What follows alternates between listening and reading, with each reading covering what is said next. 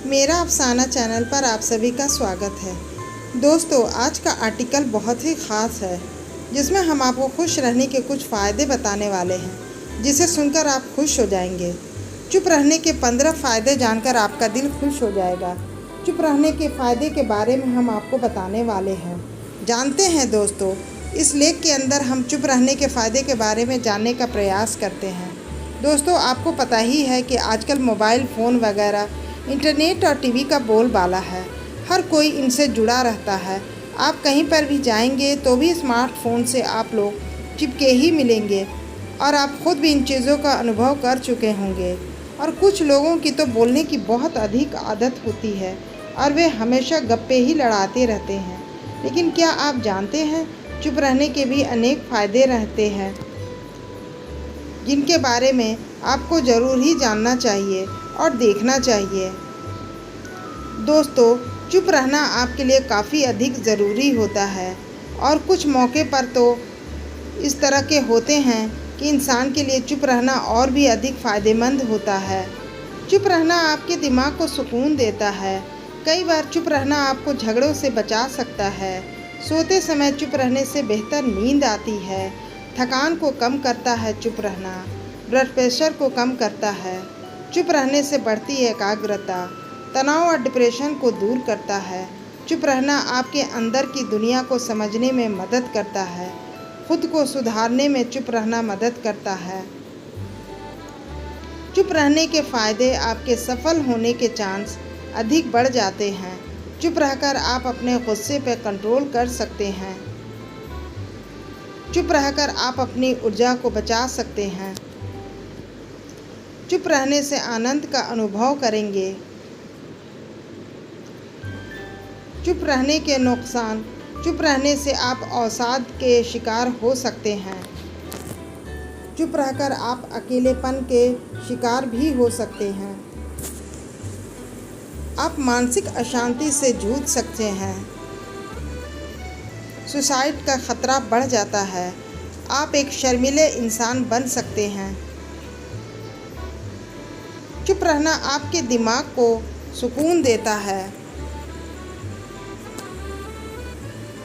दोस्तों, यदि हम सारे दिन बकबक करते रहते हैं तो कुछ समय आपको चुप रहकर देखना होगा।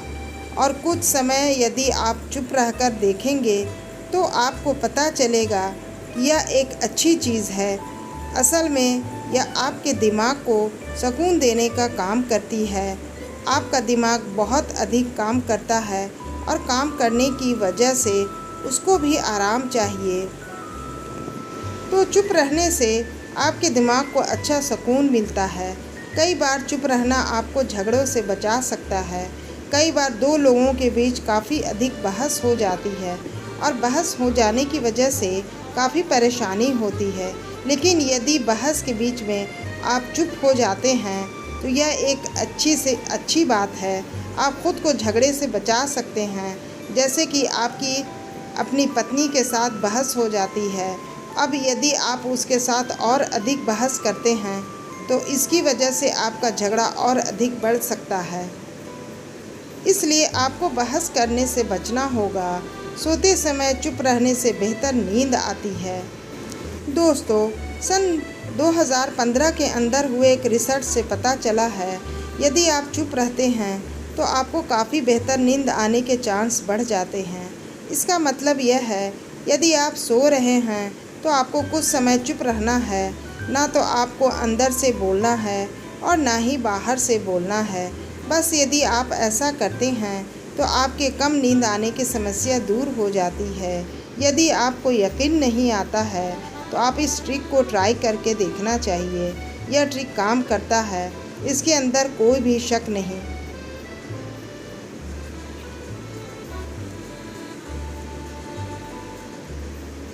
चुप रहना थकान को कम करता है।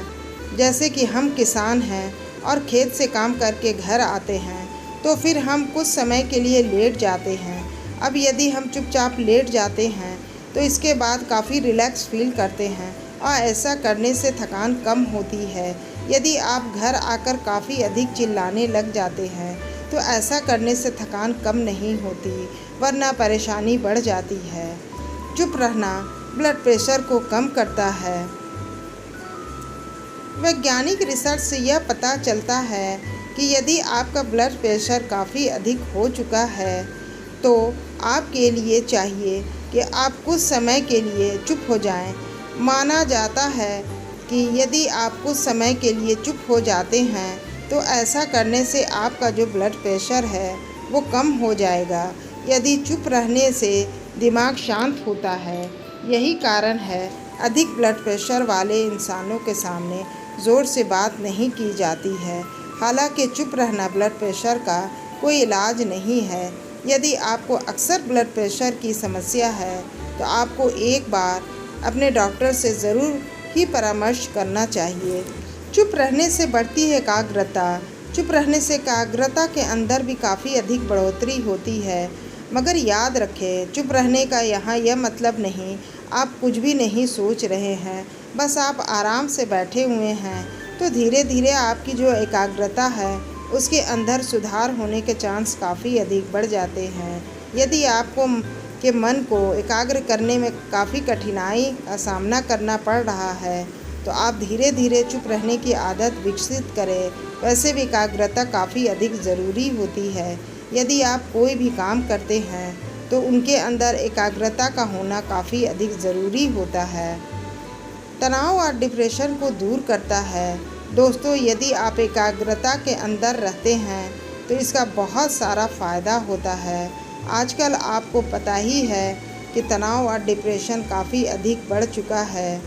तो तनाव और डिप्रेशन को कम करने के लिए चुप रहना काफ़ी अधिक ज़रूरी होता है। यदि आप तनाव के अंदर जी रहे हैं तो कुछ दिनों में समय को चुनें और उसके बाद चुप रहकर देखें। आपको एक अलग ही तरह का अनुभव होगा।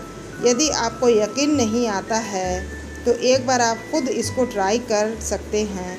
यह आपके लिए ठीक रहेगा।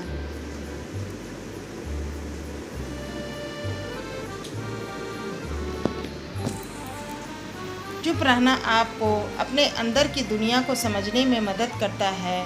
दोस्तों, हम सभी लोग बाहर की दुनिया में खोए रहते हैं और अंदर की दुनिया के बारे में कुछ भी नहीं सोचते।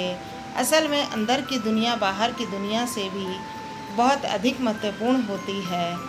खुद को जानने के लिए कभी कभी चुप रहना भी काफ़ी अधिक फ़ायदेमंद होता है। इसके अंदर कोई शक नहीं। यदि आप चुप रहते हैं तो इसकी मदद से आप खुद को समझने में और आपके अंदर क्या चल रहा है इसके बारे में जानने का मौका मिलता है।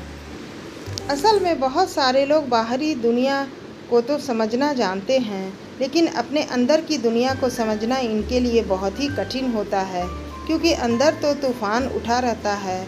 तो चुप रहना खुद को समझने में मदद करता है, खुद को सुधारने में चुप रहना मदद करता है। यदि आप बाहरी तौर पर चुप रहते हैं तो यह भी फ़ायदे का सौदा होता है। कभी शाम के समय अकेले समुद्र या नदी के किनारे बैठ जाएं और अपनी अंदर की दुनिया के बारे में सोचें। अंदर की दुनिया के अंदर आप किस तरह के हैं, आपके अंदर क्या समस्याएं हैं, उनके बारे में आपको विचार करना चाहिए। और विचार करने का फ़ायदा यह होगा कि आपको खुद को सुधरने में मदद मिलेगी। आपने जो गलतियां की थी उनको बेहतर करने में आपको काफ़ी हद तक मदद मिलेगी। तो चुप रहने का यह एक बड़ा फ़ायदा आप समझ सकते हैं। चुप रहने के फ़ायदे आपके सफल होने के चांस अधिक बढ़ जाते हैं। दोस्तों, दो तरह के लोग होते हैं, एक अंतर्मुखी, दूसरे बहिर्मुखी। जो अंतर्मुखी होते वे अक्सर बाहर से आपको चुप ही दिखाई देते हैं। इस तरह के लोग अपने अंदर की दुनिया के अंदर सब कुछ करते हैं, और जो इंसान बाहर से अक्सर चुप रहते हैं वे जीवन के अंदर और अधिक सफल होने के चांस काफ़ी अधिक बढ़ जाते हैं। इसका कारण यह है वो अपने अंदर जो समस्याएं होती हैं उनको सुधारने में समय को लगाते हैं, और जब वो उनको सुधार लेते हैं तो उनके सफल होने के चांस भी बढ़ जाते हैं। चुप रहकर आप अपने गुस्से को कंट्रोल कर सकते हैं। दोस्तों, चुप रहने का एक फ़ायदा यह भी है कि आप इसकी मदद से अपने गुस्से पर भी काफ़ी हद तक कंट्रोल कर सकते हैं। यदि आपको गुस्सा अधिक आता है तो कुछ समय के लिए आपको चुप रहने की आदत को बनाना होगा। उसके बाद जब भी आपको गुस्सा आए तो बस आपको चुप रहना होगा।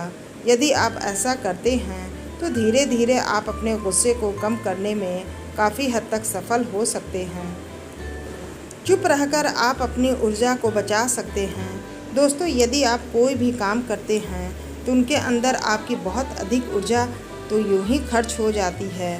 तो यदि आप चुप रहते हैं तो उसकी मदद से आप अपनी ऊर्जा को बचा सकते हैं और उस ऊर्जा को दूसरी जगहों पर लगा सकते हैं। एक तरह से देखा जाए तो यह भी चुप रहने का एक बहुत ही बड़ा फ़ायदा है, आपको देखने को मिल सकता है। चुप रहने से आनंद का अनुभव करेंगे। क्या आपने कभी कुछ समय के लिए अंदर या बाहर से चुप रहकर देखा है? यदि आपने नहीं देखा है तो आपको कुछ समय के लिए यह सब करके देखना चाहिए। आपको एक अलग तरह का अनुभव होगा। हमने खुद कई बार इसको करके देखा है। असल में आप ध्यान लगाने का अभ्यास करते हैं और आपको इसके अंदर अपने मन को एक किनारे पर रख देना होगा। ऐसा जब आप करेंगे तो आपको काफ़ी कुछ फ़ायदा देखने को मिलेगा। तो दोस्तों, आपको ये आज की आर्टिकल कैसा लगा हमें कमेंट बॉक्स में ज़रूर बताइए। आप मेरे चैनल पर अगर नए हैं तो मेरे चैनल को लाइक, सब्सक्राइब और शेयर ज़रूर कीजिए। इस आर्टिकल को पढ़ने या सुनने के लिए आप सभी का दिल से बहुत बहुत धन्यवाद।